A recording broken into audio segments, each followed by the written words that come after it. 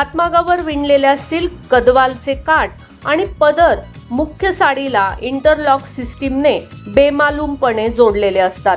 साडीच्या उलट्या बाजूने बारकाईने पाहिल्यास ते कळते। बऱ्याचदा हे इंटरलॉक टेम्पल बॉर्डर स्वरूपात केलेले दिसते। नमस्कार, मनभर पैठणीमध्ये तुमचं खूप खूप स्वागत आहे। गडवाल साडी या नावानं प्रचलित असलेल्या साडीचं खरं नाव गदवाल। या साडीच्या जन्मगावावरून या साडीला गदवाल हे नाव पडलं। आत्ताच्या तेलंगणामध्ये गदवाल जिल्ह्यात 200 पेक्षा जास्त वर्षापासून ही साडी विणली जात आहे। उत्तराखंडमध्ये असलेल्या गढवाल प्रांताचा आणि या साडीचा काही संबंध नाही।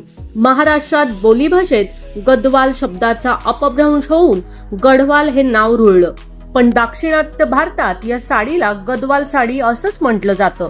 गढवाल साडीला असलेल्या पौराणिक संदर्भामुळे या साडीला एक धार्मिक अधिष्ठान प्राप्त झालं आहे। त्यामुळे दक्षिण भारतात धार्मिक कार्यक्रमात आणि लग्न कार्यात आवर्जून ही साडी नेसली जाते। शिवाय तिरुपती बालाजी मंदिरातील ब्रह्मोत्सवाच्या सोहळ्यात देवीची पालखी निघते, तेव्हा देवाला गदवाल वस्त्र परिधान केलं जातं। धार्मिक अधिष्ठान असलेली आणि हातमागावर विणलेली ही पारंपरिक साडी म्हणजे एक सुंदर कलाकृतीच वाटते। गदवाल साडी 3 प्रकारात बनते, पूर्ण कॉटन मध्ये किंवा संपूर्ण सिल्क मध्ये, किंवा मुख्य साडी कॉटनची आणि काठ व पदर सिल्कचा असलेली गदवाल। साडीच्या मधल्या भागात कधी चौकड्या तर कधी अंतरावर सुंदर जरीचे बुट्टे असतात। गदवालचे सुंदर कॉन्ट्रास्ट काठ पदर ही या साडीची खासियत आहे।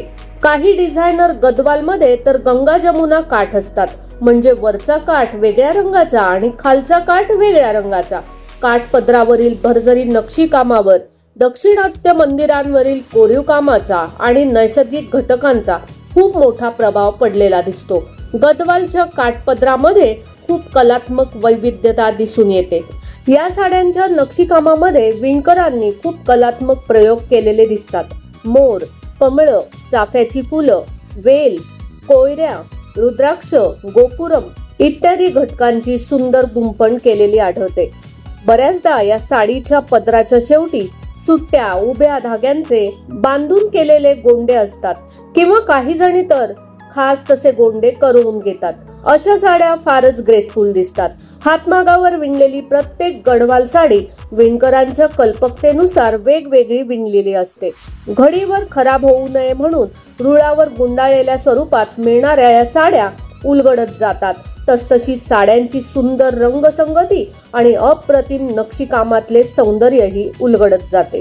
तर मग मंडळी, आजच्या व्हिडिओमधील या सुंदर अशा गढवाल साड्या तुम्हाला कशा वाटल्या ते कॉमेंट्स करून नक्की सांगा। व्हिडिओ आवडला असेल तर नक्कीच व्हिडिओला लाईक करा, जास्तीत जास्त शेअर करून कॉमेंट्स देखील करा, आणि हो, मनभर पैठणी या YouTube चॅनेलला सबस्क्राईब करायला अजिबात विसरू नका।